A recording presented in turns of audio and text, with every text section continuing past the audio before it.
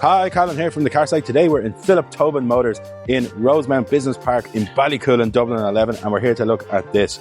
This is a 2023 BMW 330e. It's the sport spec on the car. It's got these gorgeous black additions. It's got the gorgeous black wheels, but it's also Brooklyn grey, and that is a beautiful colour.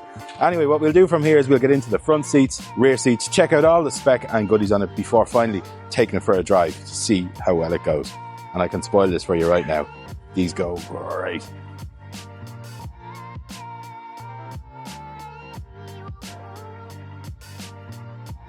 Starting on the outside of this one, it's absolutely gorgeous. I love the black kidney grills on it. We've got the LCI front on it.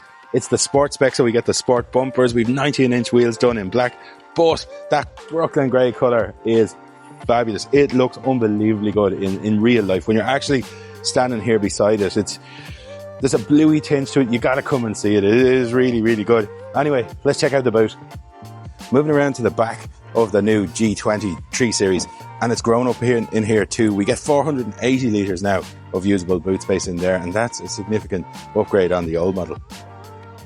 So here we are into the cab of the 330, and the first thing you notice about these G Series, 3 Series, if you're used to the old one, is that they're much more 5 Series size than they are 3 Series size. They've grown up quite a bit. There's more physical space inside them, but they're incredibly well appointed. I'm a massive BMW fan. Like, everything you touch in it is soft touch. Nothing squeaks, nothing rattles.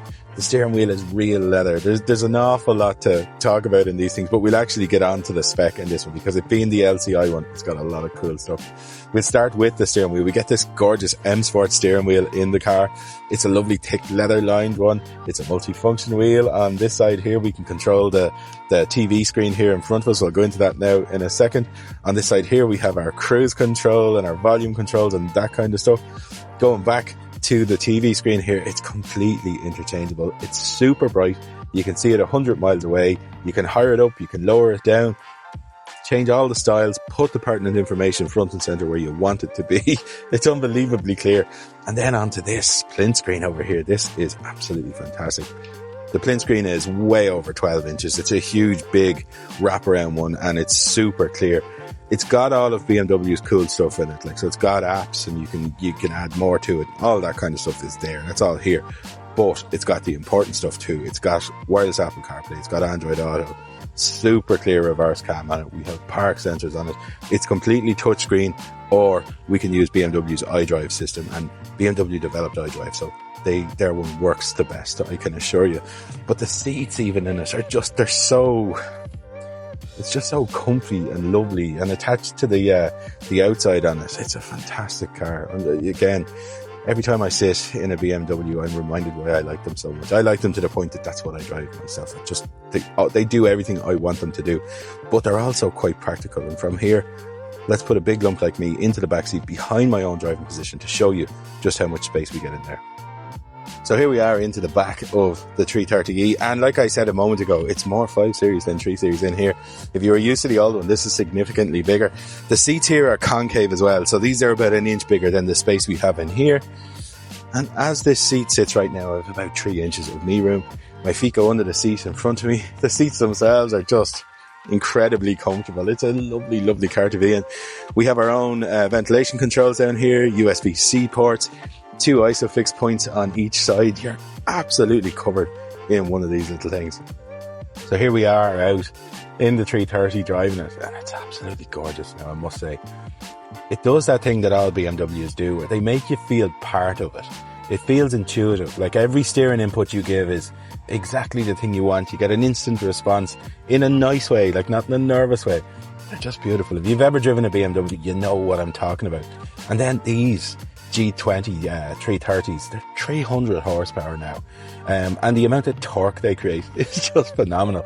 Big 12 kilowatt battery in it too, so it's capable of doing about 60 kilometers of fully electric range, because BMW are wonderful at eking out range out of these batteries.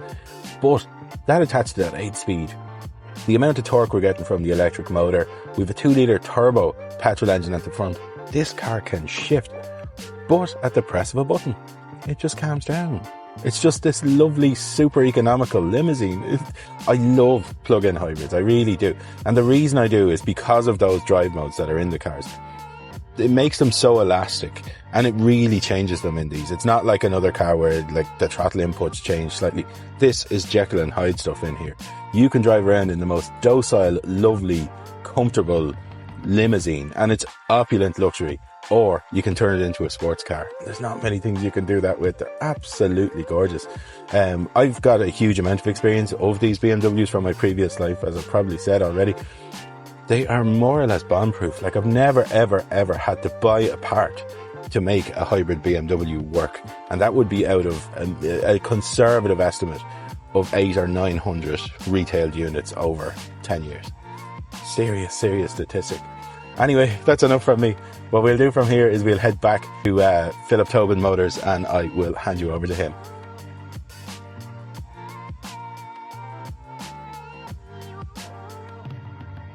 I'm Brian Tobin, I'm Philip's dad. I'm in the industry for many more years than I care to remember. It's 1970, that's a hell of a long time ago.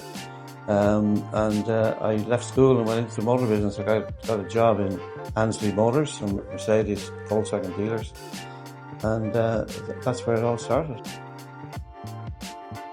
I'm Philip Tobin, Managing Director of Philip Tobin Motors. It was just for me, just being there with my dad every day, getting to watch him what I do, was just always something I've wanted to do. And like, you know, hopefully someday my son might want it. The way I have cars is I sell cars the way I want to buy them. So, you know, I know that there's a certain, when you go out, you don't want to see marks, you don't want to see this, you don't want to see that. You want the car looking the way you want it going out.